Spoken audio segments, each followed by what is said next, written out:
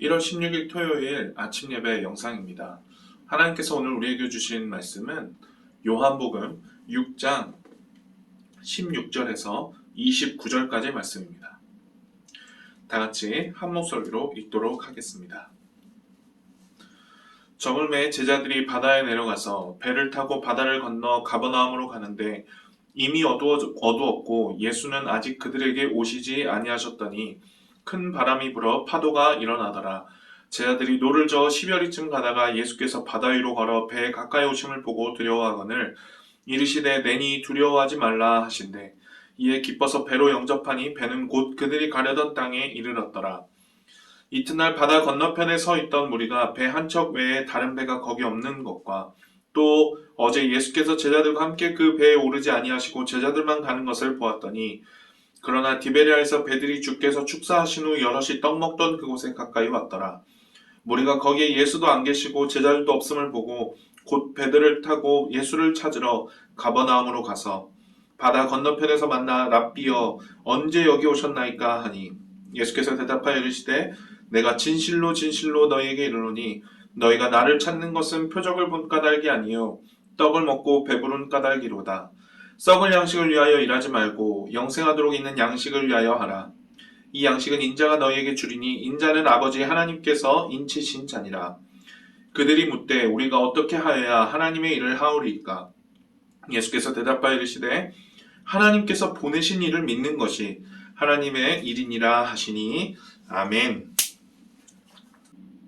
요한복음 6장 전체의 말씀은 요한복음 6장 맨 앞에 나오는 우리가 잘 아는 오병이어 사건의 맥락에서 이 말씀 6장 전체를 보실 필요가 있습니다. 오병이어 사건이 무엇이죠? 우리 성도님들 잘 아시다시피 보리떡 5개와 물고기 2마리로 남녀노소 5,000명 이상을 먹이신 놀라운 사건입니다. 여러분 이 사건은 그야말로 사람들 사이에 센세이션을 불러일으켰습니다. 만약 지금 시대에도 마찬가지였을 거예요. 만약에 이런 사람이 진짜로 있다면 우리 시대에도 정말 엄청난 일이었을 것입니다. 여러분 만약에 지금 이 시대에도 예수님과 같이 이 보리떡 5개와 물고기 2마리라는 이 보잘것없는 것으로 세상의 모든 이 굶주리는 사람들 다 먹일 수 있다고 한다면 얼마나 놀라운 일이겠어요? 사람들이 가만히 있지 않을 것입니다. 요즘 우리가 경제 문제 많이 얘기하지만 이 경제 문제의 본질은 결국 이 재화의 부족 아닙니까? 재화의 부족이 뭐예요? 사람들이 필요로 하는 것은 많습니다. 그런데 그 사람들이 가질 수 있는 재화의 양은 한정되어 있죠. 그러다 보니 수요와 공급이 생기고 거기서 가격이 발생하고 이 가격이라는 발생하는 그곳에서 빈부의 격차가 발생합니다. 누군가는 갖고 누군가는 갖지 못하는 그런 상황이 발생하게 되죠. 여러분 예수님의 이 오병이어 기적은 우리가 지금 겪고 있는 이런 경제 문제 이런 것들을 우리 예수님이 해결하시려고만 한다면 일시에 해결하실 수 있는 그런 능력을 가지신 분이라는 사실을 우리에게 보여주는 사건이라고 할 수 있습니다. 사람들이 15절 말씀처럼 그래서 예수님을 이렇게 왕으로 임금으로 추대하려고 했던 것도 사실 무리는 아니었다고 할 수 있죠. 여러분 그런데 예수님이 이 사람들에게 오병이어의 기적을 일으키신 것은 자신이 임금의 자리에 오르기 위해서 사람들에게 임금으로 추대받기 위해서 하신 일이 아니었습니다. 만약 예수님이 자신이 임금 되려고 하는 마음이 있으셨다면 예수님 애초에 공생을 시작하실 때 마귀에게 시험 받으시잖아요. 그 중에서 이 돌덩이가 떡이 되게 하라. 굶주린 예수님을 향해 그렇게 유혹할 때 예수님은 분명히 그때 거절하셨잖아요. 그런데 만약 예수님이 자신을 위한 목적을 조금이라도 가지고 계셨다면 자신의 그 허기를 달래기 위해서 분명히 그때 돌을 떡으로 변하게 하셨을 것입니다. 그런데 예수님 그렇게 하지 않으셨죠? 이와 마찬가지로 예수님이 오병이어 사건을 일으키신 것은 자신을 위해서 하신 것이 아니라 배고픔과 굶주림에 시달리는 그 배고픈 군중들 그 사람들을 사랑과 긍휼의 마음으로 돌아보셨기 때문에 하신 일이었다라고 할 수 있습니다. 사람들이 이 일을 보고 크게 환호하면서 예수님을 이제 임금의 자리에 막 오르려고 할 때 여러분 사람들이 막 환호하면서 그랬겠죠? 그런데 예수님은 그때 제자들을 그 갈릴리호수 건너편에 있는 가버나움으로 가게 하시고 자신은 산으로 혼자 기도하러 가셨습니다. 예수님이 제자들을 이 제자들이 가버나움을 건너는 그 시간 동안 파도를 만나잖아요. 파도를 만나는 그 시간 동안 다가오셔서 파도를 잠잠케 하시고 가버나움에 도달하셨을 때 오병이어 사건을 경험한 사람들은 예수님을 그래도 찾아왔습니다.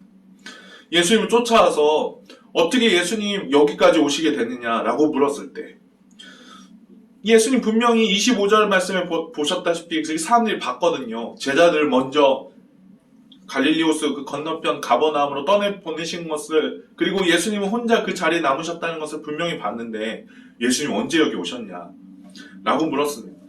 여러분, 근데 예수님이 어떠셨죠? 예수님은 사람들의 그 진심을 아셨어요. 왜 사람들이 자신을 찾는지 말이죠. 이 사람들이 예수님 자신을 원해서가 아니라 자신들이 단순히 예수님을 필요로 해서 지금 찾는 것임을 예수님은 잘 아셨던 것입니다. 그래서 26절에 이렇게 말씀하십니다. 너희가 나를 찾는 것은 표적을 본 까닭이 아니요 떡을 먹고 배부른 까닭이로다. 우리 성도님들, 우리 사랑하는 성도님들은 어떠십니까? 저는 이 말씀이 참 이 땅을 살아가는 우리 모든 그리스도인들이라 말하는 사람들에게 하시는 말씀이라고 생각합니다. 이 땅에 많은 그리스도인이라는 사람들이 예수님을 필요로 해서 믿는 것은 아닌가 하는 생각이 들어요. 자신의 필요를 채우기 위해서, 자신의 갖지 못한 것을 갖기 위해서 혹시 그런 마음으로 예수님을 찾고 있는 것은 아닌지 모르겠습니다. 그때그때 내가 어려울 때마다 뭔가 의지할 리가 필요하기 때문에, 혹은 내가 필요로 하는 것을 그분은 채워줄 수 있다는 그런 분으로, 그걸 채워줄 수 있는 분으로 여겨서 그분을 믿고 있는 것은 아니지. 더 나아가서 내가 천국 가기 위해서 그 천국 가기 위한 보증, 죽음이라는 것은 두렵잖아요. 그 두려움을 해결해주고 그리고 나에게 천국 가는 것을 보증해줄 수 있는 그런 보증이 필요해서 예수님을 믿고 있는 것은 아닌가 하는 그런 생각을 해보게 됩니다. 물론 그분에게 아예 관심이 없는 것보다는 사실 나은 일이긴 하지만, 이렇게라도 찾는 것이 나은 일이긴 하지만, 그러나 그분이 나에게 그런 식으로 필요해서 믿는다는 것은 오늘 말씀에서 말씀하고자 하는 이 온전한 믿음이 아닙니다. 오늘 말씀 분명히 이 온전한 믿음이 무엇인지에 대해서 말씀하고 있거든요. 영생하도록 있는 양식에 대해서 말하잖아요. 그리고 이제 내일 큐티 본문을 보시면은 예수님이 자신을 향해 그렇게 말씀하십니다. 내가 뭐냐면 바로 생명의 떡이다 라고 말씀하세요. 그러니까 즉 그분을 먹는다는 것, 그분을 영생하도록 있는 양식으로 믿는다는 것, 그리고 하나님께서 원하시는 일을 한다는 것, 이 모든 것이 바로 온전한 믿음에 대해서 말하고 있습니다. 그분을 먹는다는 것, 생명의 떡이신 그분을 먹는다는 것은 바로 그분을 믿는다는 것이고, 하나님께서 원하시는 일을 행한다는 것은 바로 하나님께서 보내신 그분을 온전히 믿는다라는 것이죠. 여러분, 그렇다면 예수님이 오늘 말씀에서 말씀하고자 하시는 이 온전한 믿음이란 무엇일까요? 여러분, 오늘 말씀 앞부분을 보시면 제자들이 가버나움으로 갈 때 이 풍랑을 만났습니다. 파도를 만났는데, 파도를 만나서 힘겹게 노를 저어가고 있을 때 예수님이 배를 향해서 찾아오시죠. 물을 건너서 말이죠. 제자들이 처음에 그런 예수님 보고 귀신인 줄 알고 놀래서 너무 두려웠습니다. 그런데 예수님이 그렇게 말씀하시잖아요. 두려워하지 말라. 그 말씀에 제자들이 기뻐서 했던 행동이 있습니다. 바로 21절 말씀. 21절 말씀 제가 읽어보도록 하겠습니다. 이에 기뻐서 배로 영접하니 배는 곧 그들이 가려던 땅에 이르렀더라. 아멘. 기뻐서 배로 영접하니. 기뻐서 배로 영접하니. 제자들이 예수님을 영접했어요. 여기서 말하는 이 영접하다, 이게 헬라어 동사로요, 람바노라는 동사인데, 이 람바노라는 단어가 어떤 뜻이냐면요, 받아들인다, 그리고 붙잡다라는 뜻을 가진 단어입니다. 즉, 이 제자들이 예수님을 기꺼이, 누가 시켜서가 아니고 어쩔 수 없어서가 아니고 기꺼이 예수님을 받아들였어요. 배로 모셔드렸습니다. 그리고 파도가 치는 상황에서 예수님을 붙든 것입니다. 그러자 이 성난 파도가 치는 상황 속에서 배가 가려던 그 가버나움 땅으로, 그 목적하는 곳으로 안전하게 도착할 수 있었던 것이죠. 믿음에 사실 여러 가지 의미가 있을 수 있고 여러 가지 측면이 있을 수 있지만, 오늘 말씀에서 말하는 온전한 믿음이란 바로 기꺼이 받아들이는 것입니다. 기꺼이 받아들이는 것. 그리고 그분을 붙잡는 것. 그것이 바로 온전한 믿음이다. 오늘 말씀 그렇게 말씀하고 있습니다. 우리 성도님들은 예수님을 그렇게 기꺼이 받아들이고 계세요? 내가 필요할 때만 예수님을 믿는 것이 아니라, 내가 필요해서 예수님 그렇게 붙들려고 하는 것이 아니라, 그분이 나의 마음에 들어오고자 하실 때, 그분이 나에게 찾아오고자 하실 때 우리는 그분을 받아들일 마음의 준비가 되어 있습니까? 우리는 혹시 그분을 필요로 할 때 기쁘게 받아들였다가 이제 그분이 없어도 살만해지게 되면 혹시 그분을 헌신장처럼 내버리는, 그리고 내 마음대로 그렇게 살아가 버리는 그런 신앙생활을 하고 있지는 않나요? 예수님을 우리 마음에 받아들이고 그분을 붙잡는다는 것은 단순히 내가 필요로 할 때만 그렇게 하는 것이 아닙니다. 예수님은 하나님 나라의 왕으로서 그리고 주님으로서 이 땅에 오셨어요. 즉 내가 그분을 내 마음에 받아들인다는 건 그분을 주님으로 받아들인다는 거예요. 나의 주님으로, 나를 주관하실 만한 자격이 있는 분으로, 하나님 나라의 왕으로서 받아들인다라는 사실입니다. 우리는 그분을 주님을 모셔드린다고 한다면 일단 겁을 먹습니다. 내가 내 인생의 키를 빼앗기는 것은 아니지. 내가 이제 내 인생을 내 마음대로 할 수 없는 것은 아니지. 우리는 보통 그런 두려움을 갖죠. 그런데 예수님이 요한복음 다른 부분에서 또 이렇게 말씀하셨어요. 그분은 우리의 주님이시기도 하지만 또한 그분은 우리의 친구가 되기도 하신다라는 말입니다. 예수님이 여러분 서로 사랑하라는 그 계명을, 서로 사랑하라는 새 계명을 말씀하시면서 예수님은 요한복음 15장 13절에 이렇게 말씀하셨어요. 너희는 내가 명하는 대로 행하면 곧 나의 친구다.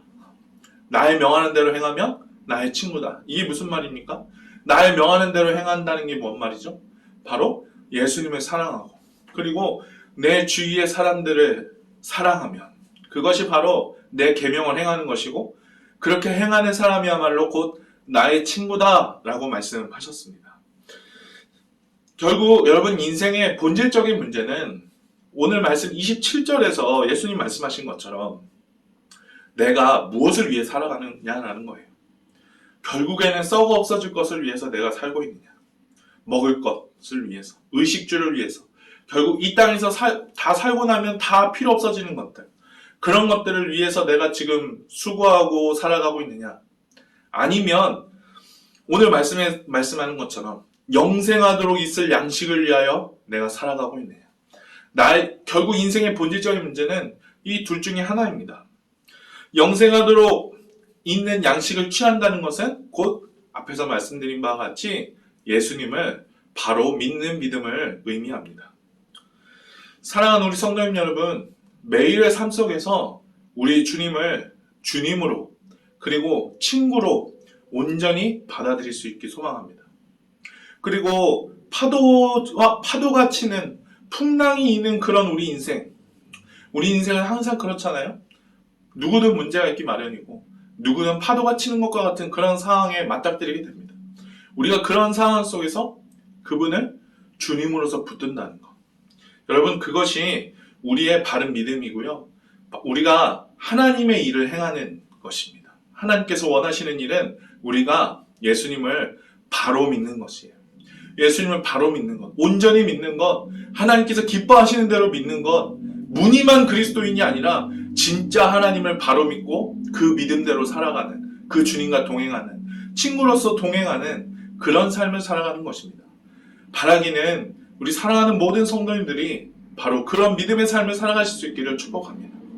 바로 그런 믿음의 삶이야말로 하나님께서 기뻐하시는 일이고 우리의 살아가야 하는 삶의 방향인 줄 믿습니다. 기도하겠습니다. 하나님 아버지 감사합니다. 주님, 우리로 하여금 이 시간 귀한 말씀을 보고 기도할 수 있도록 은혜 주시니 참 감사합니다. 주님, 우리에게 온전한 믿음이 필요합니다. 주님, 우리에게 온전한 믿음을 부어주시고 그 주님을 온전히 나의 주님으로서 받아들이고 모셔드리며 그분을 내 마음에 진정한 주님으로 모셔드림으로써 내가 그 주님이 기뻐하시는 일을 행하는 귀하고 놀라운 믿음의 소유자들 다 될 수 있도록 주님, 우리를 축복하여 주시옵소서. 단순히 내가 필요로 해서 예수님 믿는 것이 아니라, 단순히 내가 뭔가 원해서 바래서 예수님 믿는 것이 아니라, 내가 그 주님을 온전히 주님으로서 나의 삶의 주관자로서 나의 삶의 왕으로서 받아들이고 그분의 삶을 따라, 그분의 말씀을 따라 살아갈 수 있는 저희들 모두가 다 될 수 있도록 인도하여 주시옵소서. 주님, 우린 참 부족하고 연약합니다. 많은 오해와 많은 실수와 많은 잘못된 생각들로 우리 삶은 가득 차 있지만, 그러나 우리를 선하게 바르게 인도하시는 그 주님을 따라 오늘도 승리하기 소망합니다. 사랑하는 우리 모든 성도님들이 그러한 승리 가운데 거하는 오늘 하루가 될 수 있도록 인도하여 주시옵소서. 감사드리며 예수님의 이름으로 기도합니다. 아멘. 사랑하는 성도님 여러분, 오늘 말씀과 같이 온전한 믿음을 가지고 살아가시는 우리 복된 모든 성도님들 되시기 바라고, 또 날씨가 많이 춥습니다. 우리 건강에 또 유의하시고 오늘 하루도 하나님 주신 그 기쁨과 건강함 속에서 온전한 믿음 가지고 살아가는 복된 하루 되길 소망합니다. 계속해서 기도하겠습니다. 하나님 감사합니다. 주님, 우리 모두에게 이 은혜를 주시고 이 믿음을 주시고, 주님, 그래서 우리가 그 믿음 따라 살아갈 수 있는 복된 일이 우리 가운데 현실이 될 수 있도록, 우리 삶 가운데 이루어질 수 있도록 주님 축복하여 주시옵소서. 주님 감사합니다. 주님 감사합니다. 이루어 주시옵소서.